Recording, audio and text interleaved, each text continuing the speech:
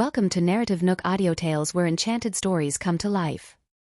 If you enjoy our stories, please subscribe, like and share to support our channel. Enjoy listening. There were marks on her calves from grazing bullets. How had she managed to carry someone back, step by step? Perhaps hearing the soft sobs from Dr. Sean, Clark turned around, asking softly, "What's wrong?" Dr. Sean couldn't hold back anymore, tears streaming down her face. "Our leader's back and her stomach are injured. Those bastards, they have no respect for women. They were so brutal, they're less than human. Their leader was so beautiful. How could they harm her? They're truly despicable." What exactly had the leader endured? She wished she could take on the pain for her, even if it meant giving up her own life. "What are you saying? Her back and stomach are injured? Didn't you notice before?" Clark dropped the towel he was holding and hurried over to check. Through her clothes, he hadn't realized his sister was so badly injured. How much more had the doctors missed? "I only just noticed." Dr. Sean's voice held a note of self-reproach. There had been so many people earlier. Jack, Jones, and Tom were all there, along with a bunch of their men. The male doctors naturally didn't dare to lift the leader's clothes. As a female doctor, she also didn't feel appropriate to examine the leader's back in front of everyone. They had all assumed the blood on the leader's back was Carol's. "Is it serious? Should we go to the hospital?" Clark was worried sick. Thinking back to the scene of his sister carrying Carol around, his heart ached. "Clark, you wait outside for now. I'll apply some medication for our leader." Dr. Sean wiped her tears, her heart aching. "She must be in a lot of pain. It's my fault for being negligent and not examining her thoroughly." Everyone's attention had been on the leader's head earlier, thinking either the leader or Carol had hit their heads. Now it seemed, aside from her head and face, she was injured all over. "All right." Clark looked at his sister reluctantly. She looked even paler than before, making his heart ache more as an older brother. He said in a hoarse voice, "Call me if anything happens." "All right." Once he left, Dr. Sean started to disinfect and apply medication to Arabella's back. Thankfully, Bella had developed this healing medication a while ago. Once applied, it not only relieved pain and accelerated wound healing but also ensured no scars were left. After applying the medication, Dr. Sean gently turned Arabella over. Seeing the bruise on her pale stomach from a punch, tears welled up in her eyes again. Bastards, all of them. They were so brutal. Sobbing, she thought of her leader. Once the medication was applied, Dr. Sean thought things over and couldn't swallow her anger. She sent a message to Jack. "Our leader's back is torn open. Her stomach was punched, too. When you see those bastards, show no mercy. Beat them to a pulp. The more brutal, the better." She also sent an emoticon of someone being beaten up, but it didn't feel enough. Everyone else had gone out to fight for their leader. What was she doing here alone? No, she had to go too. "Clark, I'm leaving the leader in your care. Call me if anything happens. I'll come back as fast as I can. If there's an emergency, there are other doctors in the lab who can help." As Dr. Sean spoke, she glanced at the girl on the couch. "She won't wake up anytime soon." "Where are you going?" Clark asked worriedly. "I have something to do." After saying goodbye, Dr. Sean asked for a location and was about to head over when she noticed the rest of the house staff stealthily following her, crouching and sneaking around. Dr. Sean looked perplexed. "Dr. Sean, take us with you. We want to avenge the boss, to give vent to our wrath." The cook was still holding a frying pan, while others carried their own makeshift weapons: a broom, pruning shears, a telescopic rod for cleaning high ceilings. Back in the day, they were no strangers to real weapons.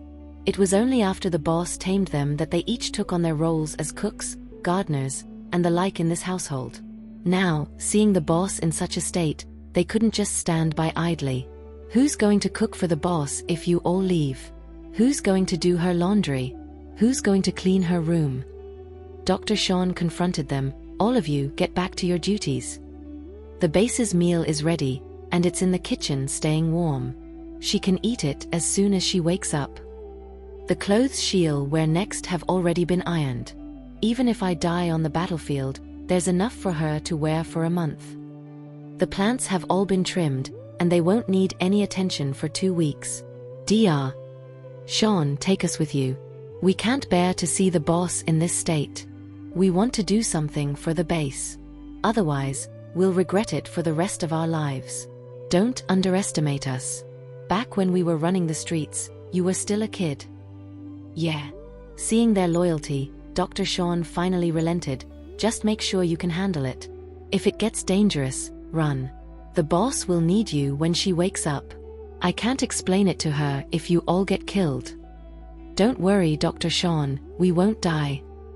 They were determined to survive and continue serving the boss. They owed the boss a debt of gratitude that they hadn't yet repaid. Meanwhile, upon receiving the message from Dr. Sean, Jack cursed, then turned to Romeo. The boss has a wound on her back. It's ripped open. Her abdomen has been hit, too. Who did this? I'm going to chop off his hand and tear him to pieces. Ripped open? Romeo's heart ached again, his dark eyes chilling. He was standing at the entrance with 2 gangs, their intimidating presence threatening to swallow the landscape. The 3 elders who had received the message appeared with 100 men. Mr. Benson, the oldest among them, remained unfazed, even managing to maintain a benign smile. Mr. Macmillan, Mr. Bryant, are you sure you want to make an enemy of our Mount Doom for a woman? They thought that Arabella was Mr. Bryant's woman, and Romeo was leading the charge to avenge her. Jack laughed at the idea. So, we need to consult the expert before becoming enemies with you? Who do you think you are? They were just a ragtag organization, yet they dared to act so arrogant.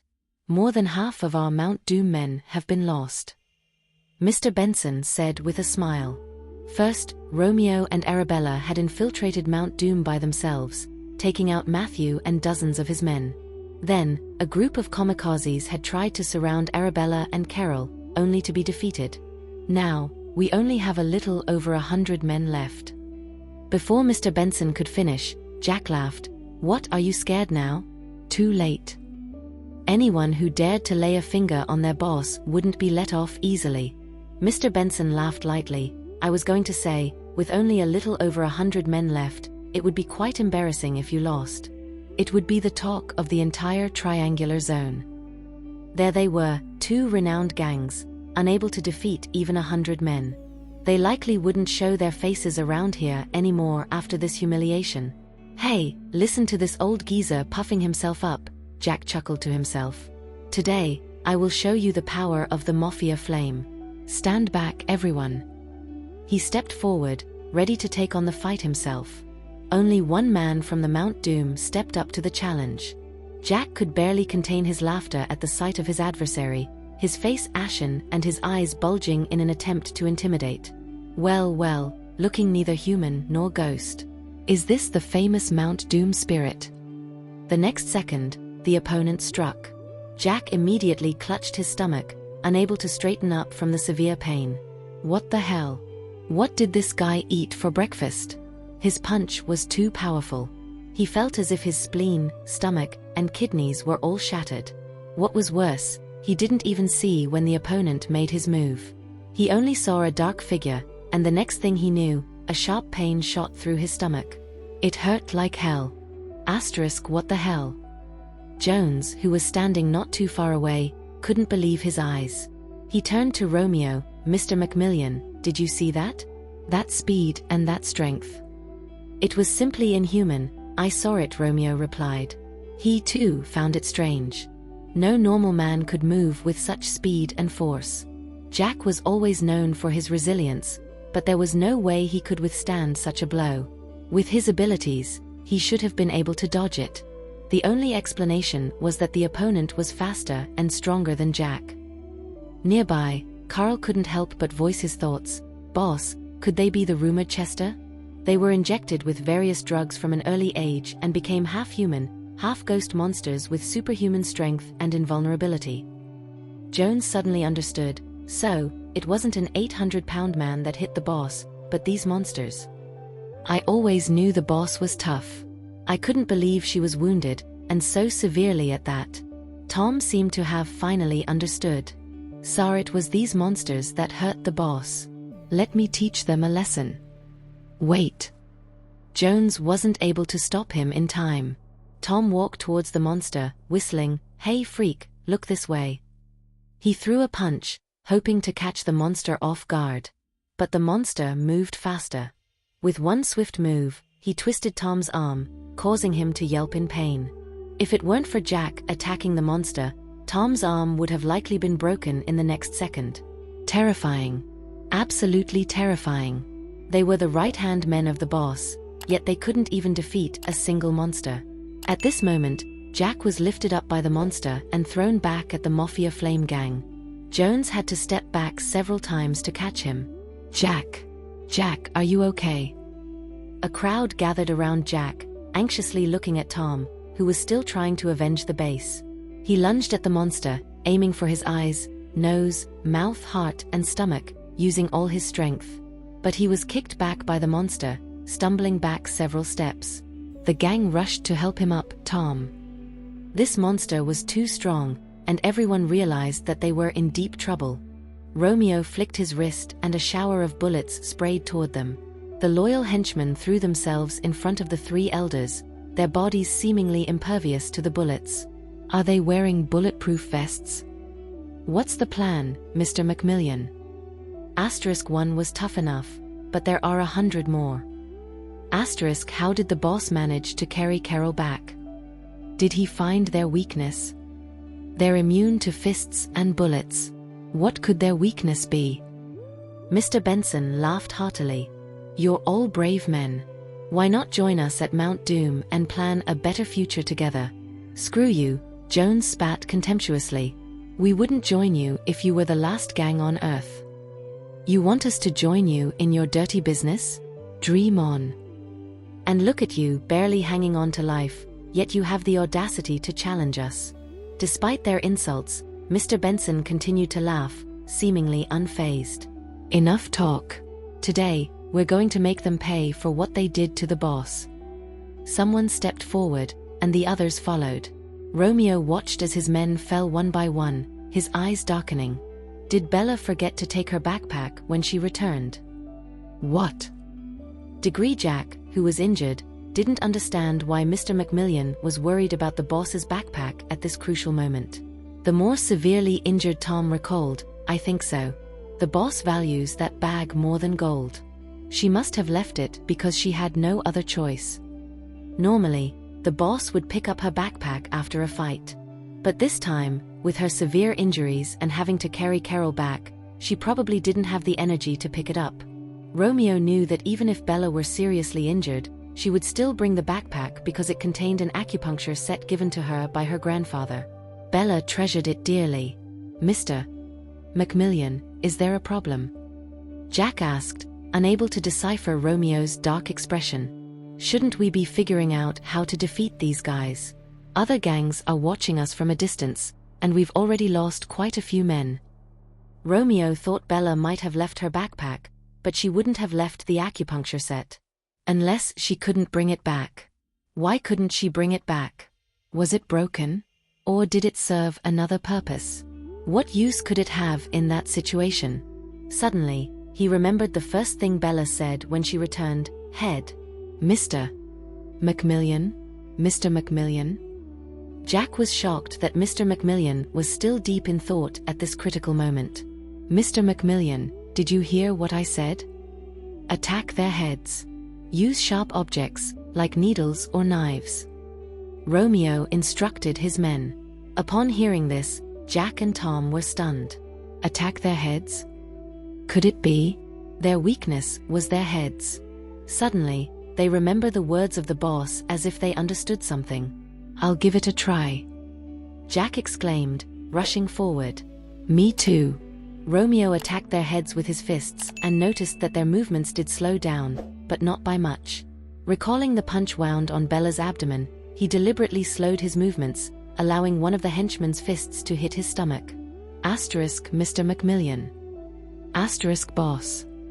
Mr. McMillian, are you okay? The pain was so intense that a single punch had left the young girl writhing in agony. How much more painful must the wounds on her body be? Romeo's heart felt as though it was being suffocated, his fist landing on the temple of an enemy soldier with all his might. The soldier, as if blinded, spat out blood. The girl had medical knowledge, so she would pierce the acupuncture needles from her kit into these men's heads, presumably targeting specific points. Some points could control a person's central nervous system. Some could affect movement. Some could control the coordination of hands and feet. So, the paints on the head were these men's weakness?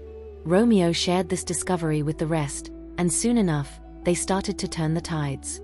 One by one, the enemy fell, especially when bullets pierced their temples. They fell like a mountain collapsing. The three elders, realizing the situation was dire, rushed into the headquarters of the Inferno clan. Today, we must take their heads to avenge our boss. Follow me into the fight. Hold on. Just as everyone was about to storm the Inferno clan's headquarters, Romeo suddenly intervened. Watch out for traps. The way the Inferno clan operated was bound to be hidden dangers. Caution was key. Listen to Mr. Macmillan. If it weren't for Mr. Macmillan, we wouldn't have been able to turn the tide. Thank you, Mr. Macmillan. You saved not only Mafia C's brothers but also us. It was Bella who discovered their weakness. And he had merely comprehended what the young girl had meant. Thinking about how the young girl single-handedly fought so many freaks before unintentionally discovering this weakness, Romeo's heart ached once again. Everyone followed behind Romeo, cautiously moving towards the Inferno clan's headquarters. At this moment, all the lights in the Inferno clan were extinguished. A cold wind blew past them, bringing chills. Darn cowardly rats, if you have the guts, come out and face us. Just as Jack finished speaking, all the windows of the Inferno clan's headquarters shot out poison arrows. At Romeo's command, everyone quickly dodged. Only a handful were injured. The others were fine. Jack still wanted to go in, but Romeo stopped him. There's no need to waste time. He ordered everyone to retreat, and retreat even further. Some of his men became anxious, thinking, had Mr. Macmillan lost his nerve, too scared to go in? Victory was within reach. Were they going to watch those people gloat from inside? They could storm in the next second and avenge their boss. Boss, shall we start? Carl, seeing everyone had retreated far enough, asked. Romeo nodded, and soon, everyone heard the sound of a helicopter approaching. The helicopter dropped timed explosives directly below, and within 10 seconds, the entire Inferno clan's headquarters was leveled. Thick smoke billowed, and flames surged. Everyone was stunned by Romeo's move. Was he always this intense? A few lucky survivors ran out from the thick smoke, only to be taken down by a trigger pull. Seeing the fire burning in front of them and no more survivors coming out, Jack, who hadn't expected to avenge his boss so quickly, turned and asked, Mr. Macmillan, shall we head back now? No, said Romeo calmly, it's not over yet. Jack was at a loss. The person in question was gone, vanished into thin air, yet the story wasn't over. Let's head to T3 Research Institute, Romeo said, glancing one last time at the raging fire before turning his back on it. The others followed suit, each of them looking just as puzzled as Jack. Jack couldn't make heads or tails of it. Why were they heading to the T3 Research Institute? What relationship did this situation have with the institute? Jones was just as baffled, turning to Carl for answers.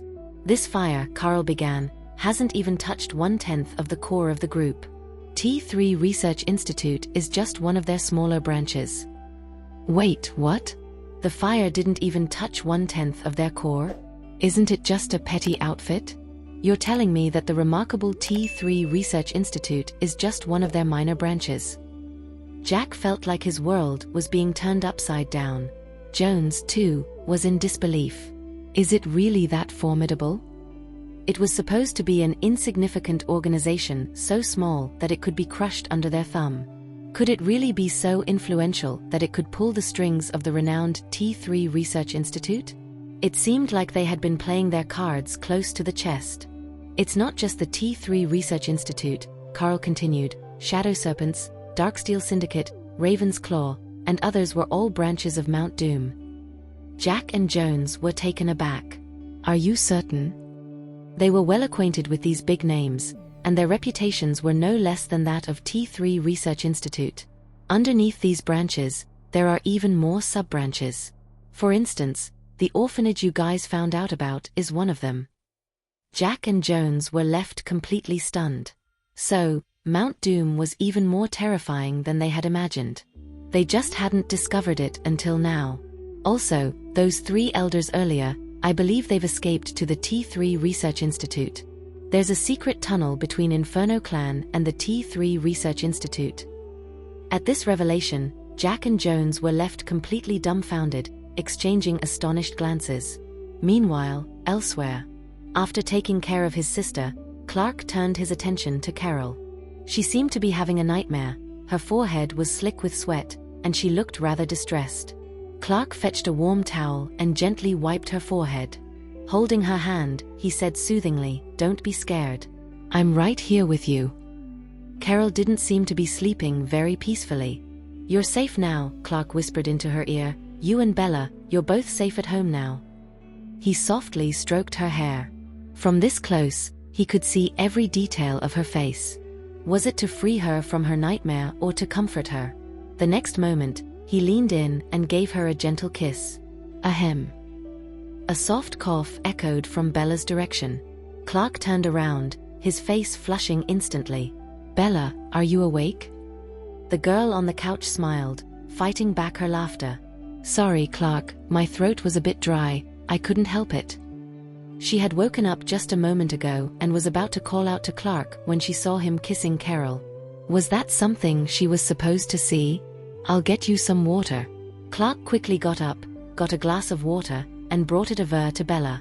His face was still a bit red, like a kid caught with his hand in the cookie jar.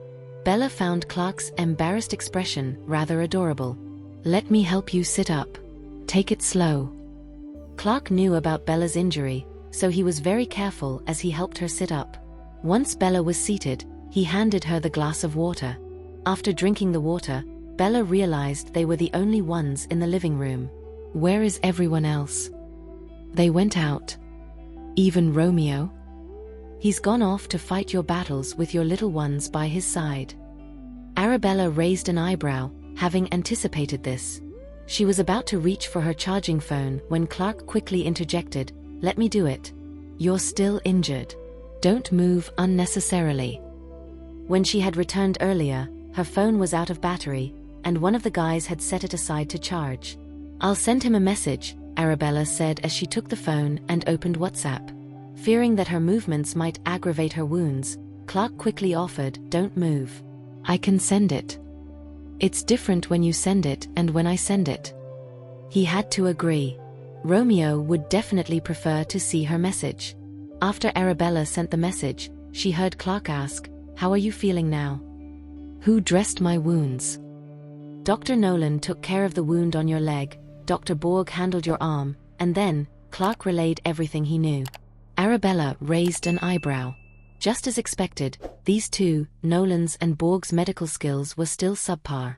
Even after all this time apart, there was little improvement. They had bandaged her up like this. "Who on earth hurt you guys like this?" Clark questioned further. He knew his sister's capabilities. In Lidaria, she had no trouble handling any miscreants. A bunch of freaks, Arabella began recounting the ordeal. A sudden realization dawned upon Clark, it's Chester.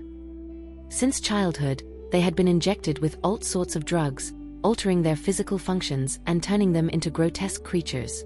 "How did you manage to escape?" Clark asked, anxious. Arabella initially didn't have any surefire plan.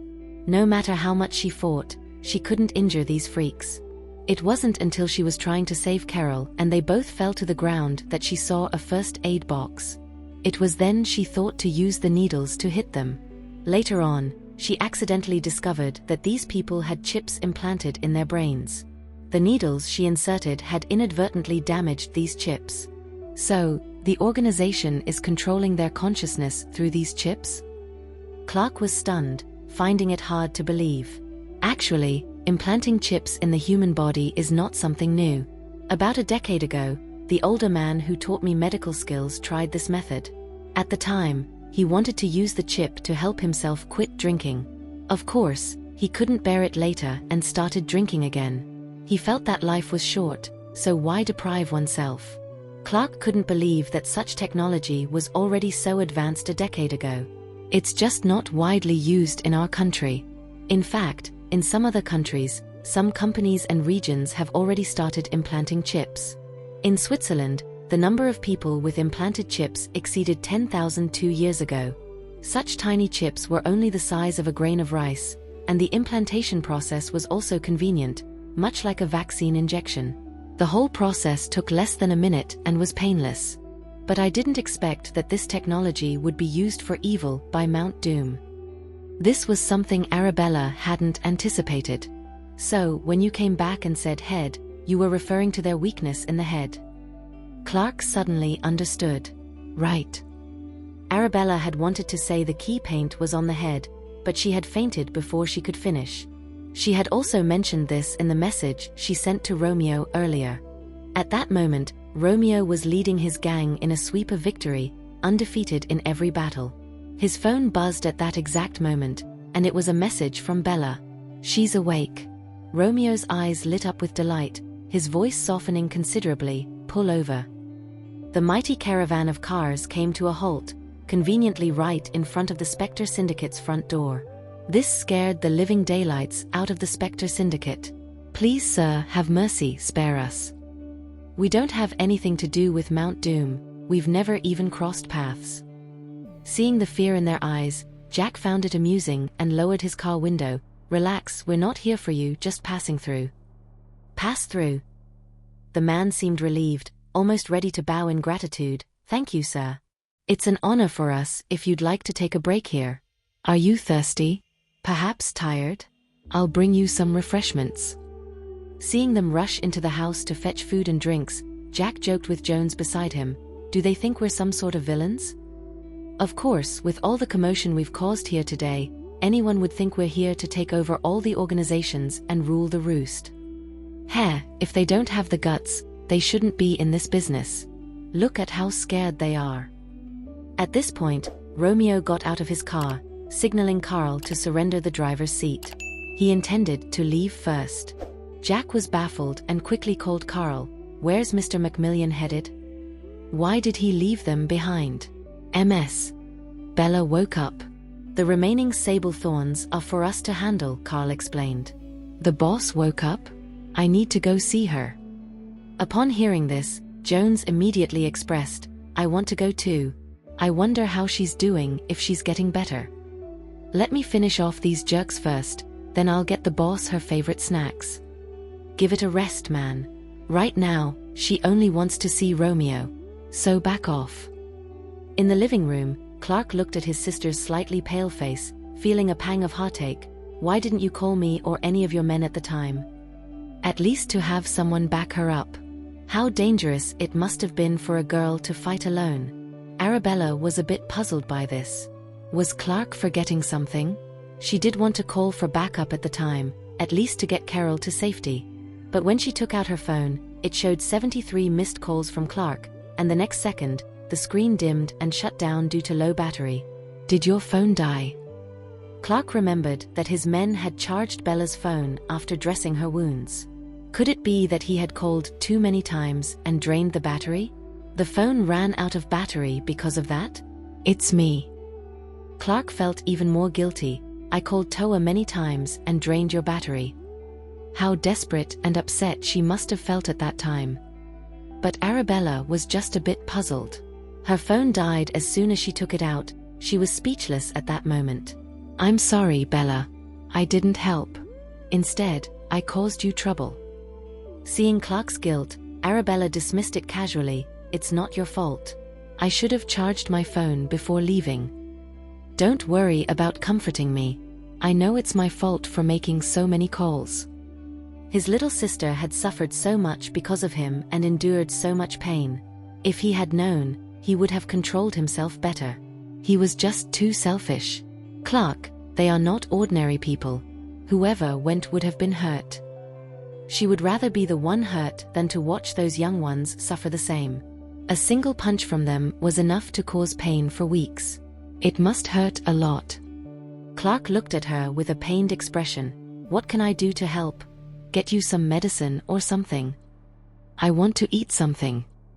I'll go get you something from the kitchen. Clark quickly stood up and headed towards the kitchen. Arabella lifted her eyes to look at Carol, who was lying quietly, not far away. There were no new injuries on her. On the way back, Arabella was barely conscious, afraid she couldn't protect Carol and add to her injuries. Fortunately, everything was okay.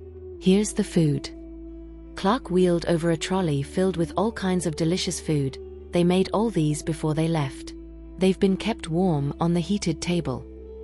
Arabella recognized who made the food just by looking at them. Given their temperament, seeing her in this state, they had probably wanted to grab a knife and fight. When I found out they were planning to avenge you, they begged me not to stop them. Clark pushed the trolley next to the sofa and chuckled. Your little gang is really loyal. He was much more loyal than any he had seen. It's a bond forged through life and death, Arabella explained. Moreover, in her heart, she never really saw them as subordinates. Even though they called her boss, she never saw herself as one. She treated them as equals and always shared everything with them. There aren't many bosses like you. Clark looked at his sister gently, his eyes full of approval. Even though Serena had been with the Collins family for 18 years and he had only known Bella for a month, deep down, he didn't want to compare his two sisters, but he had to admit Bella was much better than Serena. This was not just about being academically excellent or talented, but about her character, her magnanimity, her courage, and her charisma. These qualities not only made her stand out among her peers, but also made her unique in the world. Even he was attracted to her character and personality. She was truly exceptional, truly deserving of the admiration she received. Bella. At that moment, a handsome figure rushed over. Arabella barely had time to lift her gaze before she was swept up into Romeo's arms. Romeo knew she was injured, so he held her gently, carefully. Arabella could smell his familiar scent. Finished with work? Just one more thing left to do. Left it to Jack and the others. Romeo bent down to kiss her, holding her for a while before he asked softly, hungry? I'll feed you.